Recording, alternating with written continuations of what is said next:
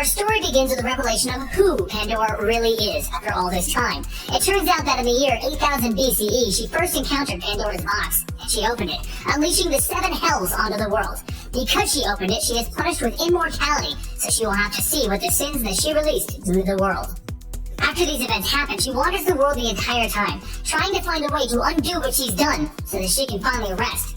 She's told that if she can find someone of pure good or pure evil, they can open the box, so that she can put the sins back inside.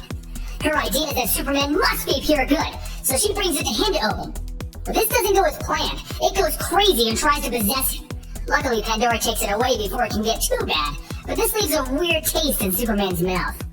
We now cut to Shazam, who has finally defeated his arch-nemesis Black Adam in his own solo story before this.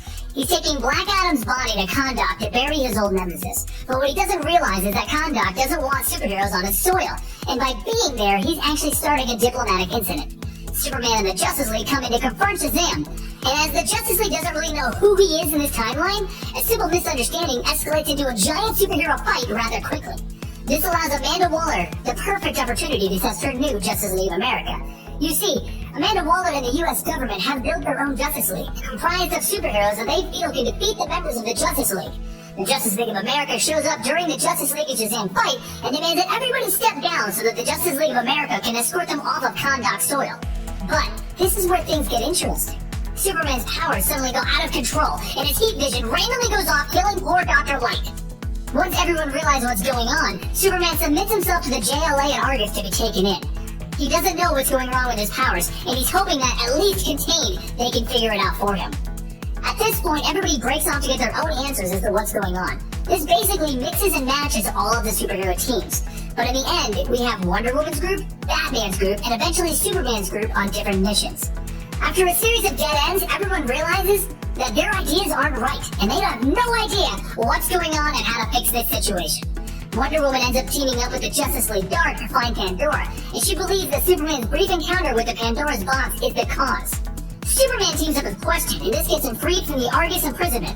Batman travels to the afterlife to question Dr. Light, but nothing comes out of any of their trips. During all of this, though, Pandora is on her own mission to find somebody to open the box. She goes to Vandal Savage, and eventually, she ends up at Lex Luthor. She figures if she can't find someone of pure good, she will find someone of pure evil.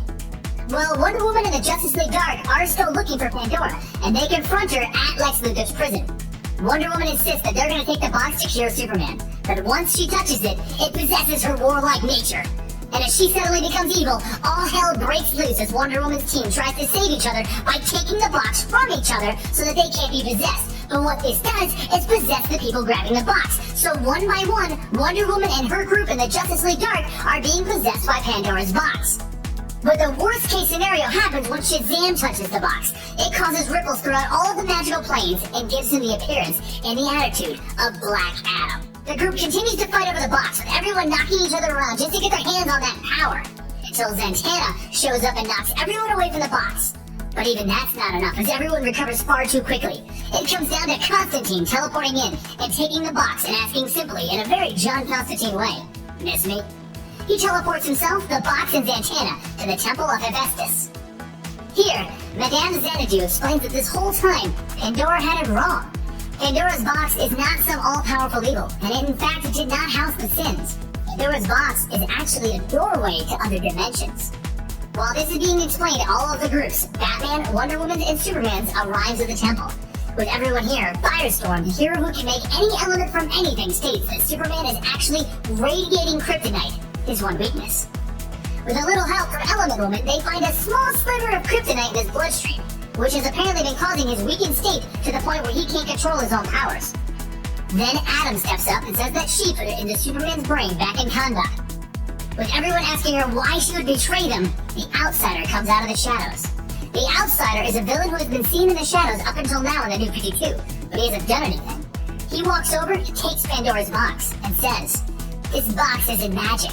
It's science, and it was created on his world, and only someone from his world can actually open this." So all those theories of pure good and pure evil, they aren't true. It isn't gonna work. Adam and himself came to this world when the Justice League defeated Darkseid and weakened the barriers between the dimensions. But why are Outsider and Atom causing all of this confusion? Well, Outsider destroys Pandora's box, opening the portal to his home world, Earth 3. What threat could possibly be coming from Earth 3 that we would need every hero for? What could possibly need all of the Justice Leagues? What could possibly be so evil? The Crime Syndicate. Ultraman, Superwoman, Owlman, Johnny Quick, Power Ring, and Deathstorm arrive through that doorway. But that's not all. Atom jumps over to them going by her real name, Atomica, and we discover that the Outsider is actually Earth 3's Alfred Pennyworth. Then Cyborg's body actually rips itself off of his human body and forms up as Grid. Lastly, they're pulling a prisoner behind them. We don't know who that is yet. They step forward and they claim that this Earth is their own. And they proceed to lay waste to all 3 Justice Leagues. So I know that this story is kind of confusing, but here's a quick rundown. Basically, when the Flashpoint happened, all the universes were merged into one. This got things moving because Pandora and Pandora's box were kind of brought into the mainstream DC universe. Then the Justice League rippled through all of the dimensions by defeating Darkseid. This allowed Outsider and Atomica to come to the mainstream universe where a lot of things have been happening, such as the formation of Justice League Dark, the formation of Justice League of America to stop the Justice League if they ever became bad, and the Justice League decided to invite more people into their teams.